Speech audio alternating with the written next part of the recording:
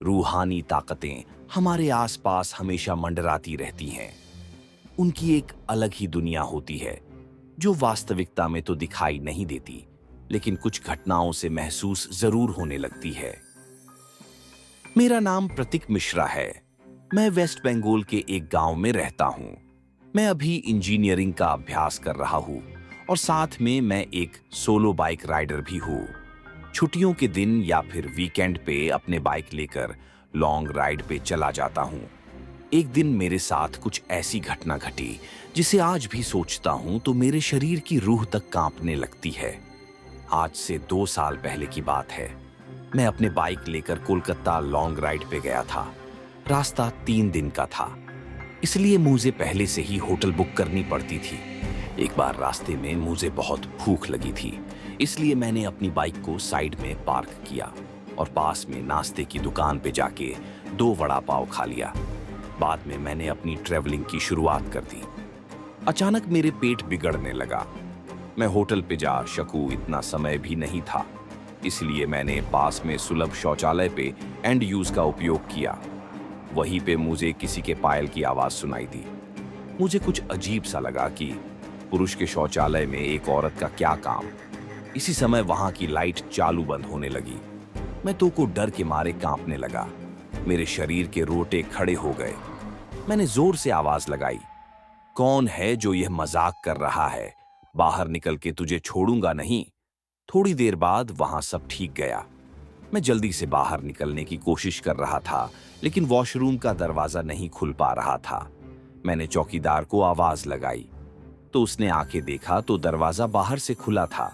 फिर उसने आवाज लगाई, दरवाजा खुला है, आप थोड़ा धक्का लगाए। मैंने धक्का दिया तो दरवाजा खुल गया। मैं पैसा देकर बाहर निकल ही रहा था कि फिर से मेरा पेट खराब होने लगा।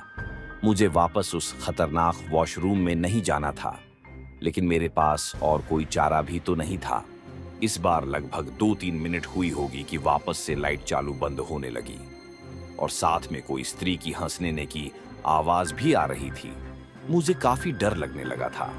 मैं जल्द ही अपना काम पता के बाहर निकलने की कोशिश कर रहा था, लेकिन मैं वहीं से उठ ही नहीं पा रहा था। मुझे ऐसा लग रहा था कि कोई मुझे पर बैठ गया हो।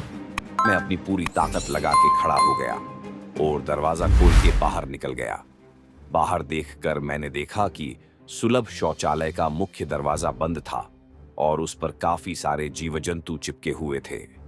ये सारा खौफनाक दृश्य देखकर मेरे तो प्राण ही निकल गए हो ऐसा महसूस होने लगा।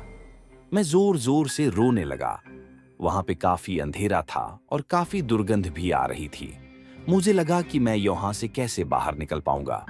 उसी वक्त मेरे सामने एक बड़ी बड़ी लाल आंखें वाली, लंबे बालों वाली भयानक औरत खड़ी थी। उसे देखकर मेरे तो होश ही उड़ गए। मैं तुरंत ही दरवाजे की ओर दौड़ा, लेकिन घबराहट की वजह से मेरे पैर फिसल गए और मैं नीचे फर्श पे गिर गया।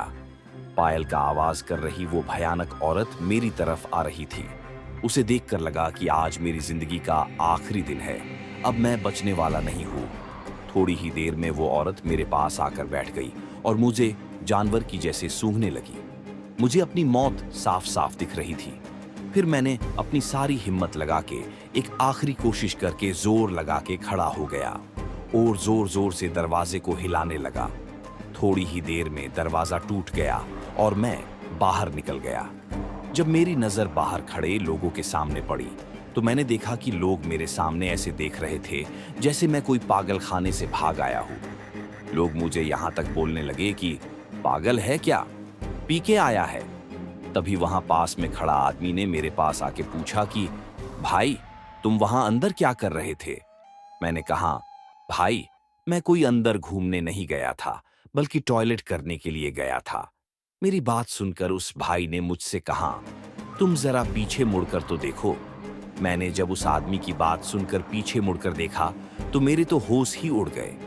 वहीं कोई भी शौचालय नहीं था, बल्कि एक पुराना टूटा फूटा खंडाल मकान था।